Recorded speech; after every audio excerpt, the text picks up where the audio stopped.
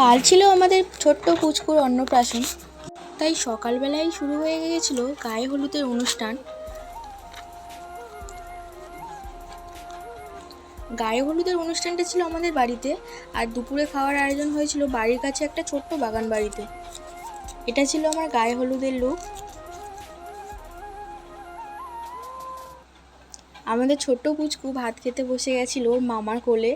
ওটা ওর মামা। দেখো, ও কিন্তু একটুও কাঁদছিল না, সোনামুখ করে সবটা কি সুন্দর দেখছিল।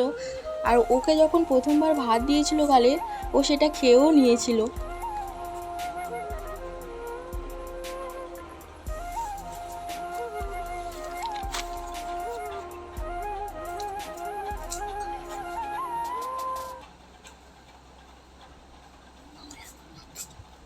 তারপর এগুলো ছিল কিছু নিয়ম যেগুলো করতে হয়।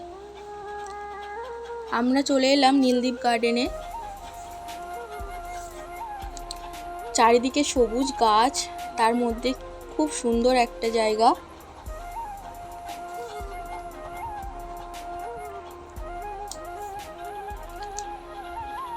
আমাদের বাড়িতে ছোটোখাটো যাই অনুষ্ঠান হয় এখানেই হয়, কারণ এই গার্ডেনটা আমাদের বাড়ির খুব কাছাকাছি।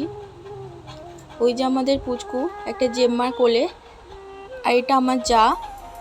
ডেকোরেশনটাও খুব সুন্দর হয়েছিল।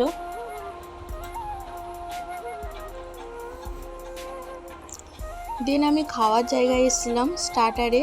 তো আমাদের স্টার্টারে ছিল ফুচকা, কোল্ড ড্রিঙ্কস আর আইসক্রিম।